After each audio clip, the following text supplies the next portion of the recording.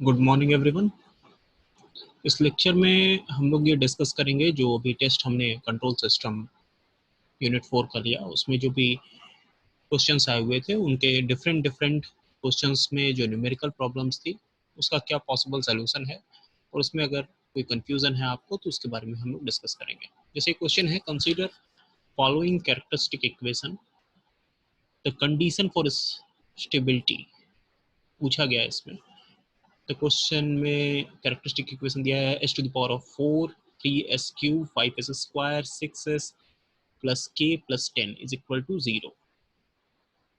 तो इस क्वेश्चन को करने के लिए हम लोग इस तरीके से राउथ-हॉर्विज क्राइटेरिया लगाएंगे। तो राउथ-हॉर्विज के लिए हमें क्या मिलेगा, s to the power of 4 का कोफिशिएंट है 1, एस स्क्वायर का कोफिशिएंट है 5 और k प्लस 10 यहाँ पर आ जाएगा। एस क्यूब जब हम लोग सॉल्व करेंगे तो एस क्यूब का यहाँ पर 3 आएगा और 6 आएगा। इस तरीके से एस स्क्वायर जो आएगा वो आएगा 3 इंटू 5 माइनस 6, तो 15 minus 6 will be 9 by 3, that will be 3, और 3 इंटू के plus 10 minus this divide by 3, सो यहाँ पर k प्लस 10 आ जाएगा। फिर आप इसे फिर वापस सॉल्व करोगे, दिस 3 इंटू 6 माइनस 3 इंटू के प्लस 10 डिवाइडेड बाई 3। जब इसे सॉल्व करोगे तो कुछ इस तरीके से 18 minus 3k minus 30 divide by 3 आएगा। आप इसे फर्दर सॉल्व करोगे तो ये रिजल्ट करेगा माइनस 4 माइनस के इज ग्रेटर देन 0, मीन्स के मस्ट बी ग्रेटर देन के मस्ट बी लेस देन -4, मतलब के की वैल्यू -4 से लेस होनी चाहिए। फिर आप इस कैरेक्टरिस्टिक इक्वेशन को आगे सॉल्व करते हैं तो आप ये देखते हैं कि इसको जब आगे सॉल्व करते हैं तो this into this minus this into this divided by this, so this will be के प्लस 10। तो यहाँ पर क्या होगा, के plus 10 must be greater then 0, मतलब के मस्ट बी ग्रेटर देन -10। तो इन दोनों से हम लोग कंक्लूड ये कर पाएंगे कि k की वैल्यू -4 से छोटी और -10 से बड़ी होनी चाहिए। ओके, तो ये एक प्रॉब्लम है जिसको हम आंसर होगा this one, -10 k must be greater than -10 but less than -4। Okay, अगला ये कैरेक्टरिस्टिक इक्वेशन दिया हुआ है s cube plus 2s square plus s plus 2। इसमें पूछ रहा है कितने number of poles left half of s plane में लाई करेंगे।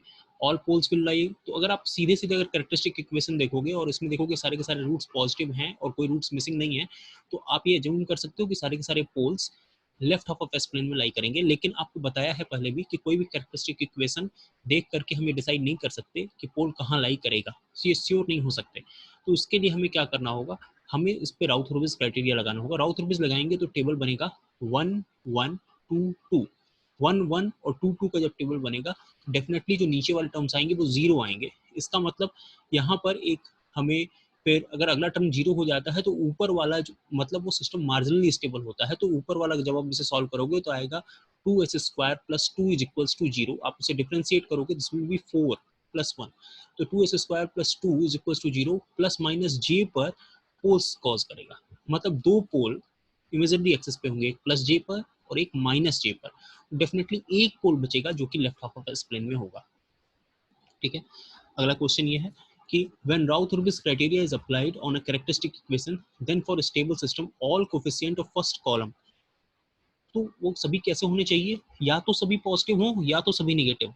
मतलब हम ये कह सकते हैं कि सभी के सभी किस साइन के होने चाहिए, सेम साइन के होने चाहिए। Next one is if root locus of a particular control system do not intersect imaginary axis at any point, then gain margin will be।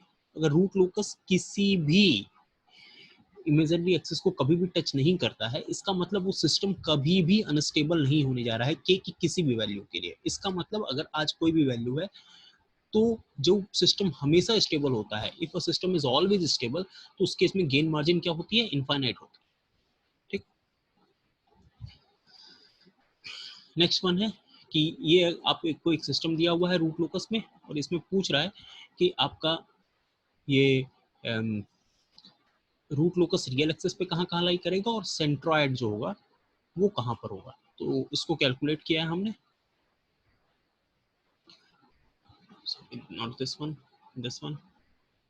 तो इसमें पोल्स की लोकेशन सबसे पहले फाइंड आउट करेंगे। पोल्स की लोकेशन एस इक्वल टू 0 पर, -2 पर, -3 plus -4j पर। तो जब आप कभी भी रियल एक्सेस पे रूट लोकस कब लाई करता है, जब आप उसके right half of s plane में देखते हैं, तो right half of s plane में अगर कोई भी पोल नहीं लाई करता है, sorry odd number of poles lie करते हैं, तो वहाँ पर odd number of poles and zeros lie करते हैं, तो वो जो भी रूट लोकस होता है वो रियल एक्सिस पर लाई करता है। तो आप यहाँ पर देखिए तो रूट लोकस नहीं लाई करेगा, लेकिन यहाँ पर देखिए इस पर्टिकुलर के बीच में तो root locus right of s plane में लाई करेगा, और यहाँ पर फिर इवन नंबर हो जाएगा और इसके बाद भी इवन नंबर रहेगा, मतलब ये 0 और -2 के बीच में राइट ऑफ एस प्लेन में लाई करेगा। सेंट्रॉइड के लिए क्या होता है, sum of poles minus sum of zeros divided by number of poles minus zeros. तो सम ऑफ पोल्स क्या है, -2 -3 divide by 4, so this will result -2, 0। तो सेंट्रॉइड होगा -2, 0। तो यहाँ पर जो आंसर आएगा 0, -2 और -2। ठीक, इसी से रिलेटेड एक और क्वेश्चन दिया हुआ है एंगल ऑफ एसिम्प्टोट्स को लेकर के कि एंगल ऑफ एसिम्प्टोट्स कहाँ लाई करेंगे। ठीक, तो इसी क्वेश्चन को फिर आगे हम लोग डील कर रहे हैं कि एंगल ऑफ एसिम्प्टोट्स कहाँ लाई करेंगे। तो एंगल ऑफ एसिम्प्टोट्स के लिए क्या होता है, q + 1 p - z × 180। ठीक, q की वैल्यू वेरी करेगी, क्योंकि आप q + 1 लिखे हुए तो 0 1 2 3, अदरवाइज अगर q - 1 लिखे होते तो 1 2 3 4 लाई करती। तो इस तरीके से जब आप पुट करोगे वैल्यूज तो कुल 4 एसिम्प्टोट्स इसमें लाई करेंगे। There will be 4 overall asymptotes. So here overall 4 asymptotes will lie. So यहाँ पर आप कैलकुलेट करोगे इस फार्मूले से, सो एंगल आएगा -45 -135 -225 एंड -315। ओके, तो यहाँ पर एंगल ये फर्स्ट वाला हो जाएगा।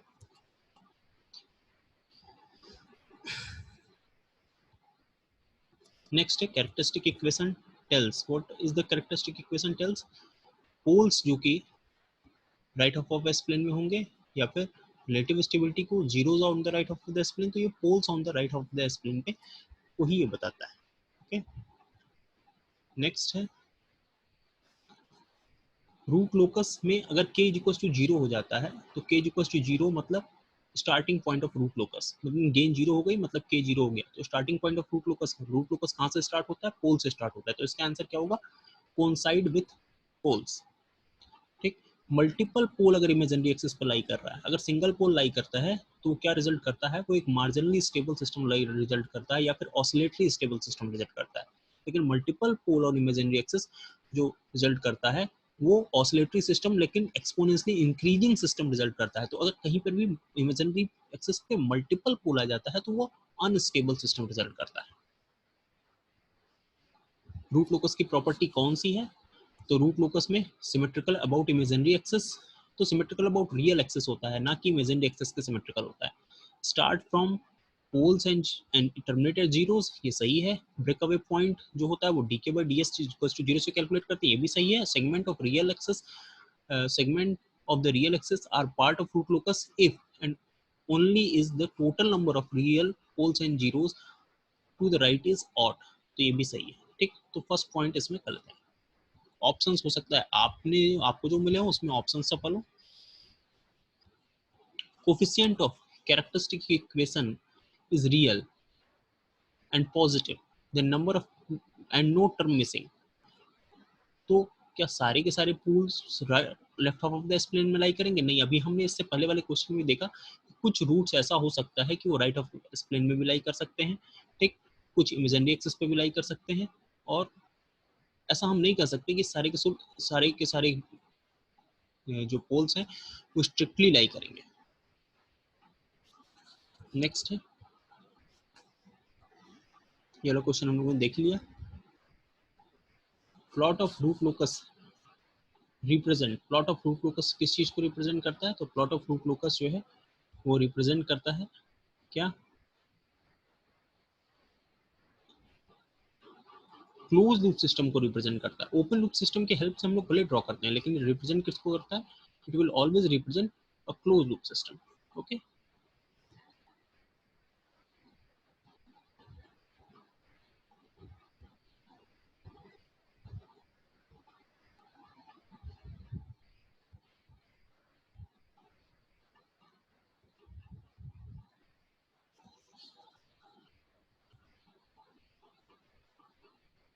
एक और क्वेश्चन,